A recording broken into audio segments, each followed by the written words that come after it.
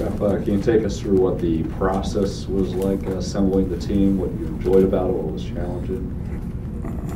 The whole thing was just, it was brand new, so it was fun.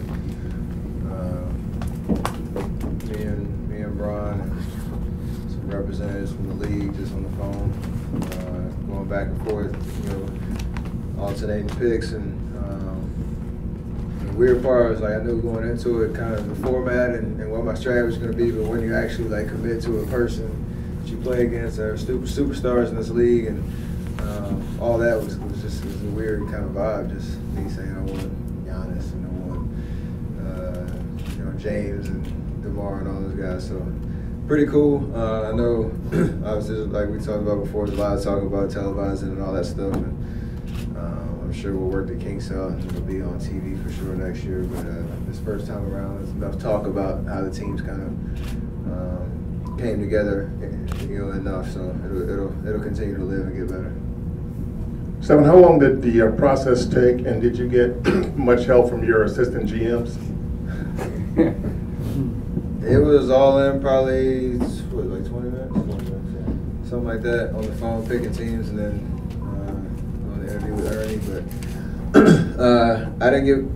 I put together my own little, I guess, power ranking of players, and obviously Bron had first pick, and then it kind of just, I reacted from there, and vice versa, and on the reserves and all that. So I didn't get much. I got a little bit of advice from my brother, a little bit of advice from Bob Myers. Just talking about how hard GMing. I keep saying that. That's the word. GMing is, and whatnot, but. I think LeBron said in the interview, like, we're picking 22 All-Stars, so it's not really that hard. And you were pulling for KD. Were you a little disappointed that you didn't land him? I mean, yeah, it'd been cool to get everybody on the same team again, but we got 4 All-Stars. I think I'm looking forward to playing against him and seeing what Team Bron's all about and whatnot. It'll be a cool experience. So. Yeah, it should be fun. I know Kay had some fun with it before the game, which was an epic tweet or the Instagram post he had or whatever it was.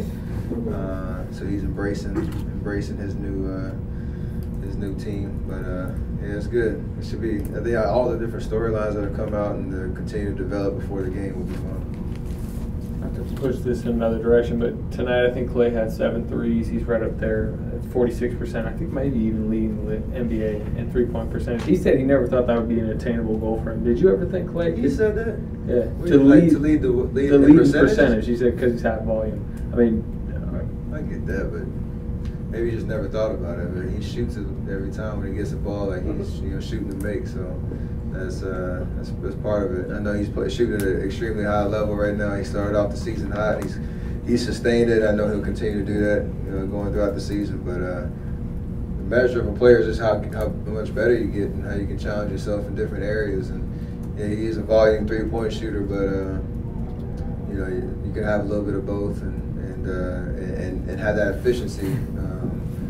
From outside the line, if you get taking good shots, shooting with confidence, and he puts the work in too, so it all kind of goes into it.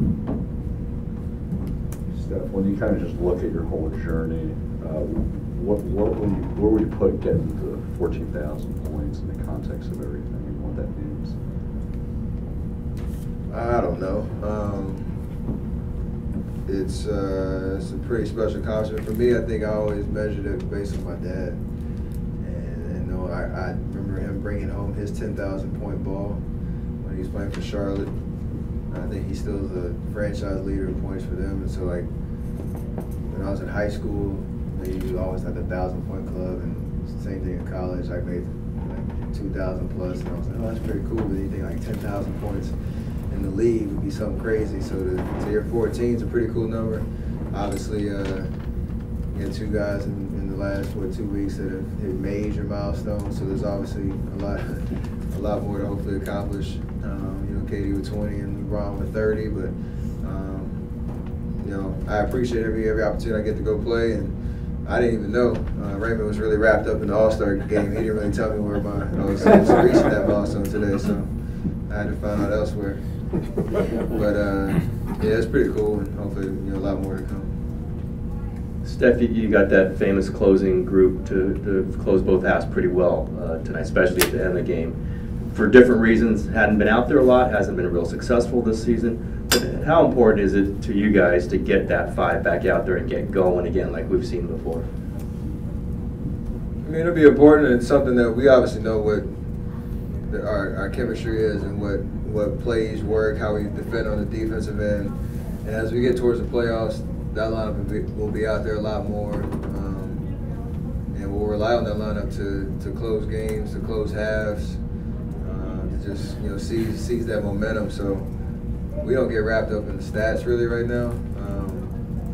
Like you said, there's a lot of different reasons why the lineup hasn't been out there as much, with injuries and all that kind of stuff, and just the way that coaches use a substitution pattern with using pretty much the whole bench. So we still have confidence in what we're about, and know that those us five, when we're out there, we're pretty potent on both ends of the floor when we're locked in. Seth, you mentioned like the guys you have on your team, a lot of shooters. Was that something coming in that like you outlined, or was that just kind of how it happened with what LeBron picked? I mean, Bron's starting five is crazy, but I think you just look at like their sheer size and the accomplishments that they've had in the league. You got Bron, Kyrie, KD, AD, and DeMarcus. That's a huge lineup. I got a little something different, a little different style. With me, DeMar, James, and Giannis, and the newcomer to the All-Star game, Joel. So that'll play itself out. But I think as I looked at the reserves and all that, just trying to find some scorers, some guys that can spread the floor and all that. Pretty sure D'Antoni will be the coach. So next level thinking, that he can coach and play up tempo, spread the floor, whatever, shoot a lot of threes. Two more, Lonnie, and then Steve. So there was no official shoot around. It seemed like pretty much everybody showed up anyway, like as if there were. Was there any difference today than a normal day when you have an official shoot around? Well, I didn't show up. I took the morning off. I had to put on the GM hat this morning, but no, I think we have a group that coach can trust to approach game day, with seriousness and professionalism. No matter if it's mandatory shoot around or if the gym's open, training staff, coaching staff are in there to help guys get ready.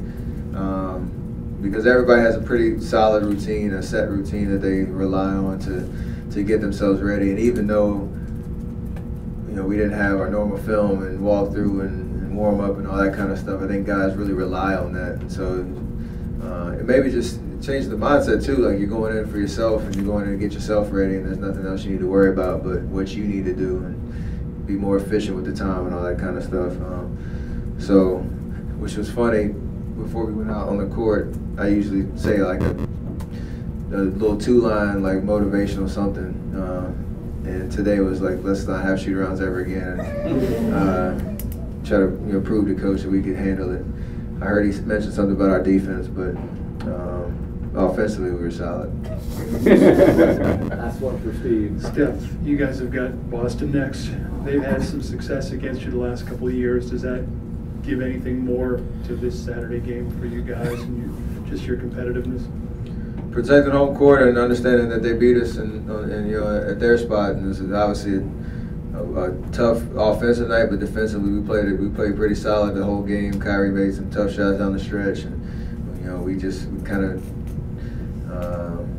didn't execute the way we wanted to. So we remember that. I don't think it has anything to do with years past. It's more just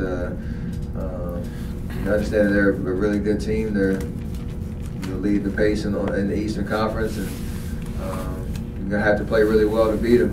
They come in, they play tough, they play hard. They have Kyrie that can do some crazy, some special things, and you gotta be prepared mentally and physically to defend and do what we do in the offense. They not different team, but the fact they've gotten you twice here the last couple of years, you guys have obviously done what you've done here. It's kind of strange, isn't it, for anyone to get you here? Yeah, we're in not immortal by any sense of imagination. We know if we don't play our game, we are capable of being beat, and they have proven that the last couple of years. But the opportunity on Saturday, like I said, to protect home court, really, you got to just lock in on the details of what it takes to beat a solid, fundamentally sound, Boston Celtics team. Great, thank you, appreciate that. Practice tomorrow, should open around 11:30.